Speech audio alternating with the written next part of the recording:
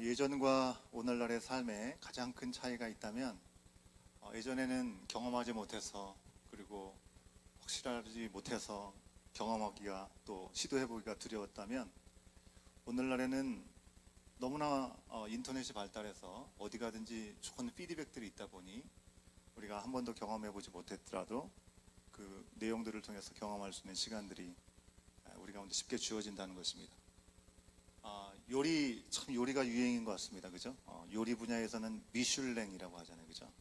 미슐랭이라고 하는 권위 있고 인정받는 평가기관이 있어서 거기서 점수를 잘 주면 거기는 괜찮은 곳이다 라고 생각합니다. 미슐랭 아시죠? 보여주세요. 예, 이 미슐랭. 예, 별 하나, 둘, 세 개 뭐 이렇게 얘기합니다. 요리계에서는 이런 게 있다면 여행업계에서는 론리 플래닛이라고 하는 유명한 평가기관이 있습니다. 각 나라에 대한 여행 정보를 이 론리 플래닛에서 이렇게 출판을 해서 안내를 해주는데 여러분에게 보여드린 것은 이탈리아에 대한 그런 잡지의 한 부분을 보여드립니다. 2025년 최고의 여행지가 어디인지를 우리 가운데 소개해 주는데요. 매년 Best in Travel, 그래서 이제 한 50여 개의 여행하기 좋은 그런 지역을 이렇게 추천을 해준다고 하는 것이죠. 2025년 최고의 여행지로 캐나다에서는 단 한 군데가 거론이 되었습니다. 어디일까요? 어디가 떠오르시나요? 밴쿠버요? 밴프, 예. 뭐 퀘벡, PEI 뭐 여러 군데 있을 것 같습니다. 그죠? 여러 이름들이 아마 생각나시겠지만 놀랍게도 설마 하시겠지만 바로 에드몬트. 여러분의 반응은 도대체 뭐가 도대체 어디가 그런 반응이실 것 같은데, 여러분 에드먼트는 원래 석유가 많이 나는 동네고 또 아이스하키가 유명하니까 오일러스가 유명하니까 그것 때문에 알려진 도시인데 어느덧 여행까지 담당하는 땅이 되었습니다. 여러분, 에드먼튼이 베스트 인 트래블에 캐나다에서 유일하게 선정된 여행을 담당하는 도시라고 얘기하니까 여러분 올해는 에드먼튼 안 오면 후회한다, 좀 자랑 좀 해보시기 바랍니다. 왜 그런지는 한번 들어가서 한번 확인해 보세요. 여러분, 우리는 살면서 정말 많은 변화를 경험합니다. 여기는 추운 곳이고 여기는 살만한 곳이 못 되고 이렇게 생각했다면 지금 또 그런 변화가 있어서 여행해 볼 만한 곳이다라고 아주 이름 있는 그런 평가기관에서 얘기를 하고 있다는 것입니다. 환경도 변하고 상황도 변합니다. 보통 여러분 사람은 변하지 않는다고 얘기하죠. 사람이 잘 변하지 않는 것이 사실인 것 같습니다. 하지만 사람이 하는 일이나 어떤 역할은 분명히 변하죠. 하나님의 말씀인 성경은 예수 그리스도에 대해서 계시하고 약속해 주고 있습니다. 그리고 말씀은 그 약속이 성취되어지는 그 과정에 대해서 일관된 이야기를 하고 있다는 것입니다. 다른 데로 새지 않습니다. 우리가 짤막짤막 보면 어디로 왔는지도 모르는 것 같지만 전체 숲을 보면 그 이야기는 한 번도 변함없이 일관되게 진행되고 있습니다. 여러분, 약속은 변하지 않지만 그 과정 속에서 하나님께서 맡기시는 역할과 그런 사명들이 달라지는 것을 우리가 볼 수 있다는 거죠. 여러분, 우리가 역대상을 큐티로 묵상하고 있습니다. 역대상에 등장하는 주요 캐릭터는 다윗이라고 할 수 있습니다. 여러분, 다윗을 생각해 보십시오. 다윗이 어렸을 때 처음에는 양들을 돌보는 목동이었습니다. 그 후에 왕이 불안증을 겪고 어려움의 마음을 겪을 때 그에게 찾아가서 하프를 치면서 노래를 불러주는 사람, 찬양을 담당했었고요. 그러다가 군인으로 명성을 얻고 왕이 되었습니다. 아마 다윗이 2세 8명의 아들 중에 막내이고 누구에게도 주목을 받지 못하는 그 어린아이가 양을 칠 때 자기 민족, 자기 온 나라의 왕이 될 거라고는 그 가족들도 스스로도 아마 생각을 하지 못했을 것 같습니다. 그러나 그는 하나님의 백성으로 오래된 부르심, 하나님께서 그를 택하시고 그를 통해서 일하실 거라는 오래된 부르심 안에서 주어지는 모든 상황과 형편들이 너무나 많이 달라졌지만 그 가운데 하나님과 동행하면서 그 일들을 감당했습니다. 양을 칠 때에는 하나님의 도움을 구하면서 목숨을 걸고 자기 양을 지켰습니다. 사울이 악령에 시달릴 때에는 그를 달래기 위해서 하나님 앞에 하나님의 도움을 구하면서 하나님 앞에 찬양을 드렸습니다. 군인이 되어서는 그 누구도 한 발짝 내딛지 못하던 그 전장에서 만군의 이름 여호와의 이름으로 나가서 골리앗을 물리쳤습니다. 왕이 되어서도 자신이 세상의 최고라라고 자기가 위너라고 얘기를 하지 않고 왕의 자리에서 자신의 목자는 하나님이시라고 하나님의 영광을 위해서 예배의 회복을 먼저 구하는 그의 모습을 우리는 볼 수 있습니다. 노년에 이르기까지, 노년에 이르러서 다음 세대에 지어질 성전을 준비하는 데 힘을 다했던 다윗을 우리는 말씀 속에서 볼 수 있습니다. 여러분, 다윗이 사무엘에게 기름받은 그 이후로 그를 하나님의 종이고 이스라엘의 왕으로 부르셨던 하나님의 뜻은 한 번도 바뀌지 않았습니다. 하나님의 부르심은 변함이 없었습니다. 하지만 그 과정 가운데 여러 역할들을 감당하면서 하나님의 사람으로 살아갔던 다윗을 우리는 기억합니다. 이렇게 다윗의 부르심은요, 변하지도 않고 어느 순간에도 변기함이 없었습니다. 하지만 역할은 계속해서 변해온 것처럼 다윗의 동역자들과 다윗과 함께 했던 사람들도 하나님이 이끄시는 그 삶의 정황 가운데, 시대의 변화 가운데 그 역할들은 끊임없이 변했던 것을 우리는 봅니다. 여러분, 이스라엘이 아직 민족이 되지 못하고 나라를 이루기 전에 출애굽 시대부터 이스라엘 민족이 하나님 중심의 삶을 살 수 있도록 예배의 모든 것을 담당할 수 있도록 맡겨주신 한 지파가 있었습니다. 어느 지파일까요? 레위 지파입니다. 모세의 시대에 광야 생활을 하던 이스라엘 민족들이 하나님이 알려주신 대로 성막을 지었습니다. 왜요? 보이지 않는 하나님이 그들 가운데 함께 하심을 경험하게 하시기 위해서 성막을 지으라고 하셨습니다. 그래서 광야의 여정 가운데 그 성막을 옮기고 운반하고 또 옮겼을 때는 다시 조립하고 세우고 그 모든 관리하는 역할을 레위 지파에게 맡겼던 것입니다. 이 레위 지파의 부르심은요, 하나님의 성소, 하나님과 함께하는 그 일들을 감당하는 일에는 이후로도 예배를 섬기는 역할에서는 변함이 없었습니다. 여러분, 오늘 말씀해 보면 다윗은 아들 솔로몬 때 지어진 성전을 위해서 레위 지파 사람들을 크게 네 가지 역할을 나누어서 구분하고 있는 것을 볼 수 있습니다. 그럼 민수기 4장 말씀해 보면 이제 출애굽했던 이스라엘 백성들이 하나님 약속하신 그 말씀을 따라 성막을 다 짓고 이제 그 광야에서 출발하기 전에 인구조사를 하죠. 광야 시대의 레위인의 숫자는 8,580명이었습니다. 각 성막의 기구들과 기물들, 구조물들을 잘 다루고 그것을 움직이는데 역할을 감당하기 위해서 그 정도의 인원을 주셨습니다. 근데 그로부터 500년이 지난 다윗 시대 때 레위 지파의 인구는요 38,000명이 되었습니다. 8,500여 명의 인원이 38,000명으로 급격하게 불어났습니다. 여러분, 당시 고대의 그 인구 평균 증가율에 비하면 아주 높은 그런 수치라고 얘기합니다. 왜 그랬을까요? 이 모든 것은 바로 이스라엘과 레위 지파가 풍성한 하나님의 자녀들로 성장할 수 있었던 것은 그의 조상이었던 아브라함에게 약속하셨던 것처럼 하늘의 별같이 땅의 모래같이 그들을 번성케 하시겠다고 하는 그 약속 때문에 그들은 그렇게 번성하게 되었던 것입니다. 게다가 레위 지파는 예배를 담당하는 부르심 때문에 전쟁에 나가지 않았습니다. 전쟁에 나가지 않았으니 죽음의 위험률도 줄어들었겠죠. 인구 개수할 때 보면 20세 이상의 군대에 나갈 만한 사람 수를 헤아릴 때 레위인들은 세지 않았음을 여러분 성경에서 이미 확인하셨을 수 있을 겁니다. 성경에서 레위 지파가 전쟁을 하고 싸우는 일들이 거의 없었던 것인데 딱 2번 싸움을 경험한 일이 있었습니다. 첫 번째는요, 아직 지파라고 얘기하기 전에 야곱의 아들인 레위가 그의 형제인 시므온과 함께 속상한 일이 있었습니다. 직속 여동생이었던 디나가 겁탈을 당하게 되는 소식을 듣고 가만히 이것을 놔두고 참을 수 없다라고 해서 이방 민족에 도전을 건 것이죠. 복수를 해준 장면입니다. 그때 싸움을 이뤘습니다. 그리고 출애굽기 32장에서 모세가 시내산에서 하나님의 계시를 받는 긴 시간 동안에 밑에 있었던 이스라엘 출애굽했던 백성들은 도대체 하나님이 어디 계시냐? 우리 하나님을 모셔드리자 하면서 출애굽하면서 가져왔던 모든 은금 패물을 모아가지고 녹여가지고 금송아지를 만들었던 사건들을 여러분 기억하실 겁니다. 그 사건 앞에 보이는 신을 하나님이라고 얘기하고 자기들의 만족과 자기의 위안을 얻으려고 우상을 만들었던 그들 앞에 하나님은 심판하셨습니다. 그들의 죄를 지은 것에 대해서 모른 척하지 않으셨습니다.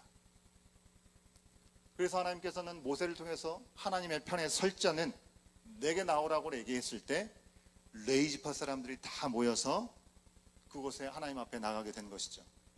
그리고 우상숭배에 나왔던 3,000명의 사람들이 심판을 받아 죽게 되는 그런 일들이 그 가운데 펼쳐졌습니다.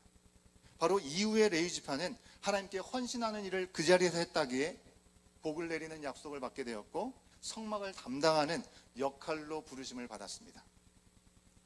여러분, 제가 먼저 말씀드린 첫 번째 케이스에서 동생 때문에 싸움을 불러일으켰던 그 레위지파의 시조인 레위는요, 하나님께서 명하시지 않은 싸움으로 이스라엘 전체를, 그 자기 가족을 위험에 빠뜨리게 되었습니다. 그렇기 때문에 아버지 야곱은 그 일이 너무나 괘씸했던 것 같습니다. 그리고 애굽의 이집트에 가서 그의 죽음을 앞두고 12명의 제자 아들들에게 축복을 내릴 때, 죽기 전에 아들에게 축복을 할 때 당황스럽게도 레위에게는 축복을 하지 않고 저주를 이야기했습니다. 레위와 시므온의 칼은 폭력의 도구이니 그 누구도 그것들과 함께하지 말라는 것이죠. 그들은 분노와 혈기대로 사람과 가축을 죽인 자들이기 때문에 칭찬받을 수 없고 흩어지게 살 것이다 라고 말씀을 했습니다. 레위 지파는 그 사건 때문에 흩어져 살 수밖에 없는 인생이 되었습니다. 근데 놀랍게도요, 이 저주는 레위 지파가 출애굽기 32장에서 금송아지 사건 때 하나님의 분노에 참여해서 백성들을 심판하는 그 일에 동참한 것 때문에 이후에 그들이 야곱의 예언대로 흩어져 살기는 할 수밖에 없었지만, 슬픈 이유로 죄악 때문에 저주를 받아 흩어져 사는 인생이 아니라 새로운 좋은 이유로 그들이 흩어져 살게 되었다고 하는 것입니다. 출애굽 당시의 광야에서는 함께 살던 레위 지파, 가나안에 정착하게 되었을 때 모든 지파들이 땅을 분배받고 그 땅에서 살게 되었을 레위인들에게는 그 땅이 분배되지 않았습니다. 흩어져서 지내야만 했습니다. 하지만 저주를 받아 흩어져 사는 삶이 아니라 그 각 지파에 속한 그 성읍에 하나님과 온전한 예배를 드릴 수 있는 도구가 되고 통로가 되기 위해서 흩어져 나는 삶을 살도록 그들 가운데 새로운 의무가, 새로운 역할이 주어졌다고 하는 것입니다. 레위 지파는 분명히 흩어졌지만 거룩한 사명을 가진 자로 흩어지게 되었다는 것입니다. 여러분, 우리 하나님이 어떤 분이신지를 다시 한번 생각해 볼 수 있는 것 같습니다. 우리의 죄에 대해서는 아주 엄격하시고 단호하게 심판하시고 하신 말씀을 분명하게 지키시지만 긍휼이 넘치시기 때문에 우리가 작은 순종에도 우리 가운데 큰 회복을 주시는 분이라는 것입니다. 우리 스스로 주워 담을 수 없는 그런 일들을 벌이고 하나님의 영광에 먹칠을 한다 할지라도 우리가 생각하지 못한 방법으로 우리를 변화시키시고 우리 가운데 두 번째 기회를 주시면서 하나님의 놀라운 지혜와 사랑 안에 품어주신다고 하는 것입니다. 여러분, 이처럼 레위 지파는 우여곡절 가운데 하나님을 향해서 예배하고 이스라엘 백성과 하나님과의 만남의 주선자, 중개 역할을 하는 그런 귀한 거룩한 부르심을 받게 되었다는 것입니다. 그 후에 그들의 예배를 위한 섬김이라는 부르심은 한 번도 바뀌지 않았습니다. 하지만 그 시대마다 역할은 점차 변하게 되었습니다. 레위 지파의 오래된 부르심, 그리고 그들 가운데 주어진, 그때마다 주어진 새로운 사명이 무엇이었는지 우리가 함께 돌아보면서 우리를 향한 하나님의 부르심은 변함없이 무엇으로 우리 가운데 주어지고 있는지, 오늘 우리에게 주신 사명의 자리에서 우리는 무엇을 변화하면서 어떻게 주님의 말씀 앞에 응답해야 되는지를 생각해 볼 수 있으면 좋겠습니다. 첫 번째는요, 부르시기 전에 프롤로그라고 할 수 있을 것 같습니다. 아까 말씀드린 야곱의 예언을 생각할 수 있습니다. 창세기 49장 7절 하반절 말씀을 우리가 같이 한번 읽어보겠습니다. 시작. 그들을 야곱 자손 사이에 분산시키시고 이스라엘 백성 사이에 흩어버릴 것이다. 레위의 아버지였던 야곱이 축복할 때 저주의 말로 이와 같은 얘기를 한 겁니다.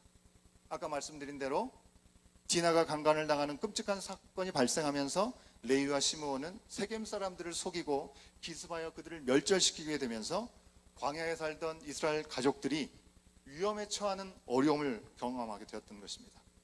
그래서 말씀드린 대로 레위와 시므온은 아버지인 야곱에게 저주와 징계성의 예언을 들어야만 했었습니다. 이때까지만 하더라도 레위는 이제 끝났구나 우리는 생각할 수 있을 것 같습니다. 여러분 우리의 모습도 한번 생각해 보십시오. 과거의 우리의 모습, 혹 현재의 모습이 하나님 앞에 적절치 않은 모습들이 우리 가운데 여전히 있을 수 있습니다.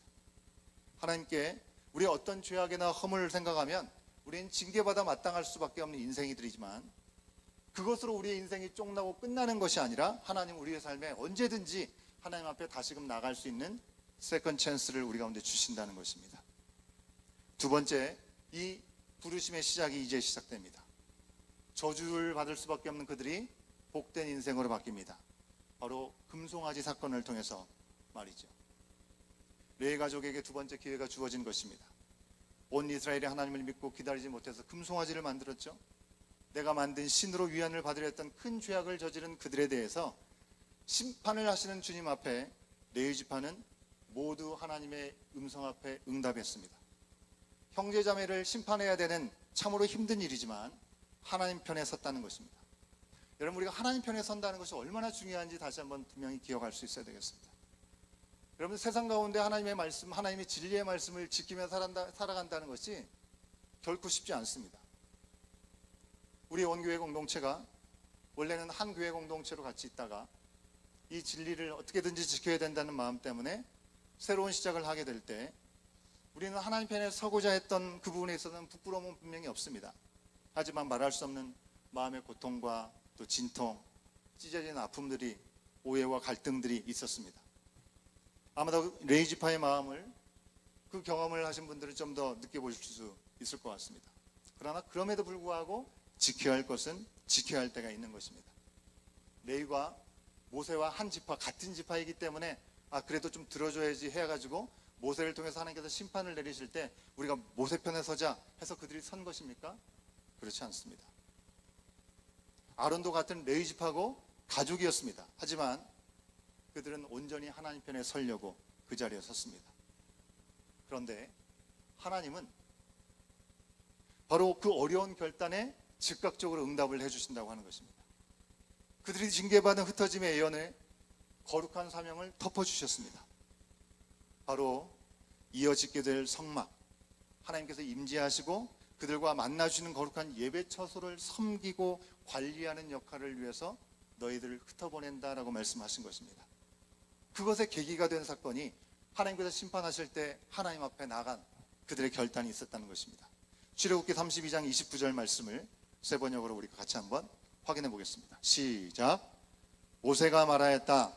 오늘 당신들이 저마다 자녀와 형제자매를 희생시켜 당신들 자신의 주님께 드렸으니 주님께서 당신들에게 복을 내리실 것입니다. 그들을 부르신 부르심은 분명했지만 그들이 연약함 가운데 저주를 받을 수밖에 없는 나락에 떨어지는 상황에 있을지라도 하나님 앞에 온전히 나가는 시간을 통해서 그들이 사명이 새로워지는 시간들을 허락받았다고 하는 것입니다. 부르심의 시작은 이렇게 시작됩니다. 더불어서 각 지파와 함께 흩어지게 되죠. 흩어지게 될 것이라는 그 약속의 말씀은 그대로 이루어져야 하기 때문에 그렇습니다. 이렇게 부르심을 받은 레위 지파는 광야의 기간 동안에 성막을 운반하고 다시 세우고 접는 일을 반복하고 레위의 아들 제사장들을 돕는 역할들을 감당했습니다. 그러다가 드디어 더 이상 움직이지도 않아도 되는 가나안 땅에 정착하게 되죠. 정착하게 되니 더 이상 성막을 짓고 다시 접고 이런 일들을 할 필요가 없게 되었습니다. 분배받은 땅에 흩어져서 그들에게 주어진 삶을 살게 되니 그러면 이제 우리의 역할이 없으니 우리는 끝난 것인가? 그게 아니라 그들에게 찾아가서 율법을 가르치고 제사 즉 예배를 돕는 일들을 수행하게 되었다고 하는 것입니다. 절기가 되면 실로라고 하는 곳에 하나님의 성막을 세워놨으니 그곳에 다 모여가지고 하나님께 예배했지만 평소에는 각 성읍에서 매일매일 예배와 말씀으로 교육하는 일들이 레위 지파를 통해서 이루어졌다는 것입니다. 아직은 회당이 있기 전이었습니다. 하지만 이미 각 지파의 큰 가족별로 이 교육의 일이 이루어지고 있었다는 것입니다. 여러분 우리 교회 공동체가 각 가정마다 때로는 정원마다 각자의 예배 자리, 각자의 말씀 중심의 삶을 살아가기 위해서 온라인으로 큐티도 하고 말씀 읽는 일들도 하고 그러다가 우리 주일에 모여서 예배를 드리는 것처럼 이 사람들도 각자의 자리에서 하나님을 섬기다가 절기에는 모였던 것을 우리는 분명히 기억할 수 있으면 좋겠습니다. 그 일들을 위해서 레위인들은 각 성읍에서 하나님의 중심의 삶을 살 수 있도록 도왔다고 하는 것입니다. 여호수아 21장 41절을 통해서 우리가 확인해 보도록 하겠습니다. 여호수아 21장 41절입니다. 시작.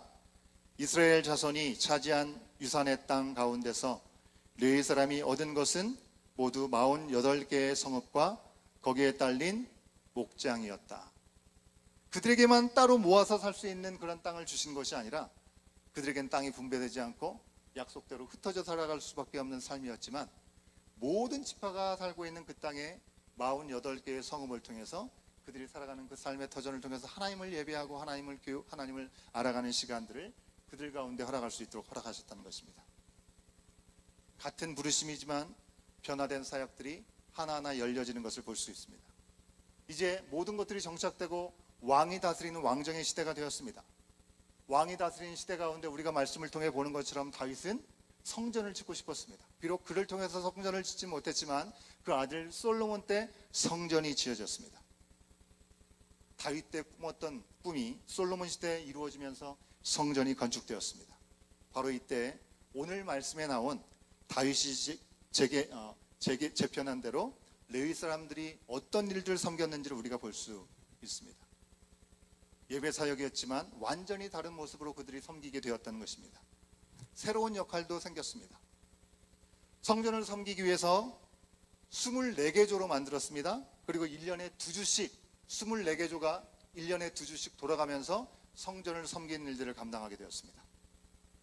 집중해서 사역할 때 자기가 섬겼던 지역에는 기본적인 사람들만 남겨놓고 성전으로 와서 섬기는 일들을 감당했습니다. 중앙성전에서와 지역별의 성전에서 온전히 예배드려지고 하나님을 향해 나가는 시간들이 잘 균형 잡힐 수 있도록 그렇게 개편이 된 것입니다. 여러분, 우리 온교회 공동체가 안내 사역을 하고 교제 사역을 합니다. 예전에 우리가 기존의 교회들에서는 사역을 맡은 사람들이 1년 내내 그 일을 감당했습니다. 하지만 우리는 그렇게 하지 않습니다. 정원이 돌아가면서 한 달 텀으로 우리 모두가 동참해서 함께 참여하고 있습니다. 온라인 새벽 큐티에 대한 녹음도 그렇고요. 미디어나 찬양팀의 인원들도 정해진 딱 그 인원들만 하지 않고 더 많은 사람들이 함께 참여해서 그리고 서로 번갈아 섬길 수 있도록 우리가 하고 있는 것은 그냥 이게 좋은 거니까 이렇게 해봅시다가 아니라 성경이 이야기하고 있는 방향을 우리가 따라가고 있는 것이라고 말씀드릴 수 있겠습니다. 쉽지 않죠, 여러분? 일일이 할 때마다 우리가 참여해야 되니까. 하지만 이것이 성경적이고 또 귀한 예배와 하나님 나라를 위한 섬김이라는데 알맞은 모습이라는 것을 오늘 말씀을 통해서 우리가 기억하면서 위로도 받으시고 더한 기쁨으로 섬길 수 있기를 간절히 소원합니다. 이전에 없던 찬양대도 생겨서 악기로 찬양을 드리는 일들이 말씀 속에 등장하고 있고요. 문지기가 그전에는 없었죠. 문지기가 생겼습니다. 강화되는 역할들이 있었습니다. 오늘 말씀에서 읽었으니 그것은 다시 확인하지 않겠습니다. 여러분, 부르심은 여전했습니다. 하나님을 예배하는 그 부르심을 위한 그 인도하심은 여전했지만 그 가운데 새로운 환경 가운데 사명과 사역이 부여받는 시기들이 이어졌습니다. 우리도 하나님의 부르심 앞에 이 자리에 있는데 주님의 자녀로 주님의 종으로 그리고 하나님의 나라를 위한 부르심은 여전히 우리 가운데 동일하게 주어졌지만 때마다 우리 가운데 주어지는 사명과 그에 따른 사역이 조금씩 달라지더라도 예전에 이러지 않았는데 왜 이렇게 해야 하나라는 마음 때문에 부담스러워하거나 당황하기보다는 여러분, 새롭게 허락하신 시간들 앞에 우리 나름대로 좋은 시간이 아니라 성경이 얘기하고 있는 방향성을 우리가 찾아가려고 씨름하고 있는 부분이니 함께 기쁨으로 섬길 수 있으면 좋겠습니다. 때마다 얼마나 또 업데이트되고 또 업그레이드가 될지는 또 하나님께서 인도해 주시는 그 모습들을 통해서 우리가 확인하게 되겠죠. 그리고 끝난 것이 아니었습니다. 위기 중에 부르심과 사명이 여전히 있었습니다. 자, 어떤 위기가 있었습니까? 자, 포로기와 그 이후의 내용들을 통해서 우리가 하나님의 말씀 중심의 삶으로 나갈 수 있는 기회를 주셨다는 것을 우리가 확인할 수 있는데요. 여러분 아시는데도 이스라엘 민족은 하나님 앞에 온전히 돌아오지 못하고 나라는 두 개로 갈라지게 되었고 두 개로 갈라진 나라는 결국 다 망하게 되었습니다. 민족 최대의 위기였습니다. 나라가 없어졌으니 무슨 소망이 있겠습니까? 그러나 하나님의 약속 가운데 그들과 함께 하셔주셨습니다. 포로 중에도 귀환 후에도 어려운 시기가 분명히 있었지만 오직 말씀으로 그들의 삶을 다스리고 붙잡아 주신 하나님의 손길이 있었기에 거기에 민감했기 때문에 포로로 끌려간 그 자리에는 성전도 없었죠. 하나님을 예배할 수 있는 환경도 되지 않았죠. 그럼에도 불구하고 하나님을 향한 하나님의 부르심 앞에 그들을 응답하면서 회당을 지었던 것입니다.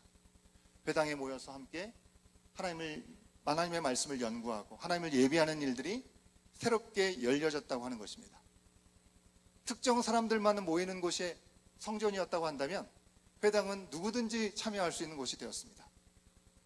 모두가 하나님의 말씀을 더 깊이 배워갈 수 있는 시간들이 허락됐다는 것입니다. 나라를 잃어버린 위기였지만 위기는 기회가 되어서 그들이 하나님의 말씀 앞에 나갈 수 있는 은혜를 허락받았던 것입니다. 여러분, 우리가 때로 우리의 삶의 정황에 따라 감당할 사역이 때로는 없어지기도 하고 사역을 감당할 수 없게 될 때도 있습니다.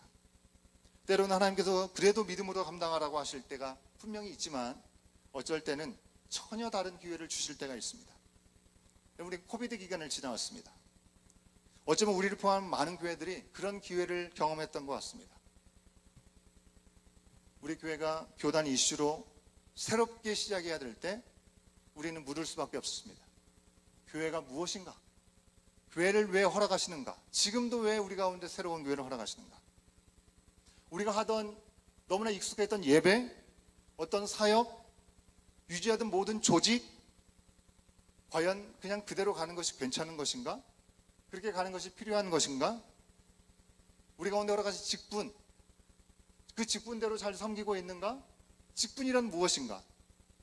이것들을 돌아보면서 어떤 부분에서는 리셋하고 업그레이드하고 있는 그 과정이 우리 교회 공동체는 지금도 진행 중에 있습니다. 약속하지 않아도 하나님의 부르심에 적합하다면 기쁨으로 우리가 마음이 모아지는 은혜가 있기를 간절히 소원합니다. 마지막으로 오늘 우리를 향한 부르심이 과연 무엇이겠는가? 신약시대 이후에 오늘날까지 여러분, 더 이상 성전 안에 갇혀 계시지 아니하시는 하나님의 놀라운 은혜는 우리를 제사장으로 불러주셨다는 것입니다. 이스라엘의 예배와 성전은 예수 그리스도께서 이 땅에 오시고 함께 하시는 가운데 십자가에서 피를 다 쏟으시고 성전 안에 휘장을 찢어주시고 부활 승천하시는 시간을 통해서 완전히 다른 국면을 우리는 맞이하게 되었습니다. 히브리서 7장에서 예수 그리스도께서 단번에 영원한 제사를 드리는 대제사장이 되셨다고 말씀하고 있죠.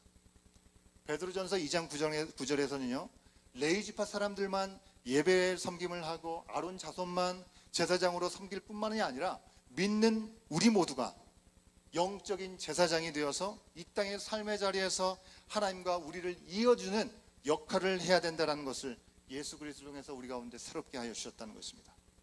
베드로전서 2장 9절 말씀을 바로 우리를 향한 부르심이 무엇인지 어디에 있는지를 확인하면서 한번 읽도록 하겠습니다. 시작. 그러나 너희는 택하신 족속이요 왕같은 제사장들이요 거룩한 나라요 그의 소유가 된 백성이니 이는 너희를 어두운 데서 불러내어 그의 기이한 빛에 들어가게 하신 이의 아름다운 덕을 선포하게 하려 하심이라. 아멘. 우리를 어떻게 부르고 계시는지, 여러분, 레위지파를 예배자로 예배를 위한 섬기는 사람들로 부르신 하나님께서 시대에 따라서 그들에게 어떤 역할을 부여하셨는지 지금까지 말씀드린 것을 표를 통해서 여러분에게 정리해서 보여드립니다. 이 내용을 알고 우리가 말씀을 보면 내용들이 풍성해지겠지만 꼭 깨알 같은 이런 내용들을 알지 못한다 하더라도 별 상관이 없다고 생각합니다. 이것만 아시면 됩니다. 여러분, 어제 유스 수련회를 다녀왔는데요. 아이들이 정말 힘을 다해서 주님을 찾고 주님과의 만남의 시간들이 진하게 경험되는 것을 보면서 참 소망이 있다라는 생각을 했습니다. 이제 오늘 이미 다 끝나가지고 저기 빅토리아 파크에서 우리 예배 끝나고 여러분들 이제 부모님들이 픽업하는 시간을 기다리고 아마 시간을 보내고 있을 텐데요. 어제 저녁에 말씀을 전할 때 다른 건 다 몰라도 이것만 기억해라라고 전도사님이 얘기를 한번 하시더라고요. 저도 여러 가지 이야기를 얘기한 것 같지만 여러분, 출애굽에서 광야 시대까지는 이동식의 성막이었기 때문에 레위인들에게 성막을 운반하고 관리하고 예배를 보조하는 일들을 하라고 분명히 역할을 주셨습니다. 가나안에 정착했을 때는 더 이상 움직이지 않으니 성막 실로에다 딱 세워놓고 각 지파별로 성막에서 율법 교육을 열심히 해라라는 새로운 역할을 주셨다고 했고요. 왕이 다스린 시절에는 거대한 예루살렘 성전이 건축되었으니 거기에 맞게 찬양대도 세우고 문지기 성전 보조자 서기관 재판관들을 세워서 새로운 역할들과 임무들이 주어졌습니다. 포로기 귀환 후에 회당과 재건된 성전을 통해서 끊임없는 하나님의 말씀에 대한 교육이 이어졌고요. 그리고 신약시대에 돌아와서 예수 그리스도를 통해서 이제 우리가 제사장의 역할을 해야 된다는 모든 성도들이 하나님의 귀한 은혜와 능력을 흘려보내는 사역을 감당해야 한다는 것을 우리 가운데 말씀해주고 있습니다. 이것을 우리가 다 기억하지 못한다 하더라도 이것만 아시면 되겠습니다. 이것만. 여러분 모든 것들이 빌드업 되는 과정이기 때문에 그렇죠. 같이 한번 읽어보도록 하겠습니다. 그 다음 거 이것만 우리가 아시면 되겠습니다. 같이 읽겠습니다. 시작. 우리를 향한 하나님의 부르심은 변하지 않는다. 그러나 시대에 따라 그 일을 이루어 가시는 과정에서 사명과 사역이 변할 수 있다. 어떤 역할이나 기능이나 조직을 고집하기보다는 하나님이 왜 우리에게 그 부르심을 주셨는지 알고 믿음으로 순종하고 겸손히 행하자. 아멘. 우리를 향한 부르심은 한 번도 변한 적이 없습니다. 그 부르심이 온전해지기 위해서 오늘 우리의 상황 가운데 하나님께서 우리 가운데 맡겨주시는 미션이 무엇인가, 우리를 새롭게 우리 가운데 도전 주시는 일들이 무엇인가, 우리의 익숙함으로가 아니라 때로는 씨름해야 되지만 때로는 돌아가는 어려움들이 있지만 하나님의 온전하신 뜻을 바로 세우기 위해서 그 일들 앞에 나가는 우리가 되면 좋겠습니다. 우리 찬양팀은 나오시면 좋겠습니다. 사랑하는 여러분, 하나님은 하나님의 나라와 의를 위해서 우리를 불러주셨습니다. 예수 그리스도의 보혈의 피로 이 땅에서 거룩한 제사장으로 살아가도록 우리와 지체된 우리 온 교회 공동체를 부르셨습니다. 이 부르심, 하나님 사랑과 이웃 사랑을 우리가 잊지 말고 때를 얻든지 못 얻든지 기도와 삶으로 입술로 힘써 복음을 전하고 때마다 주어지는 역할과 직분 앞에 순종으로 응답할 수 있는 저와 여러분 우리 온교회 공동체가 될 수 있기를 주의 이름으로 축원합니다.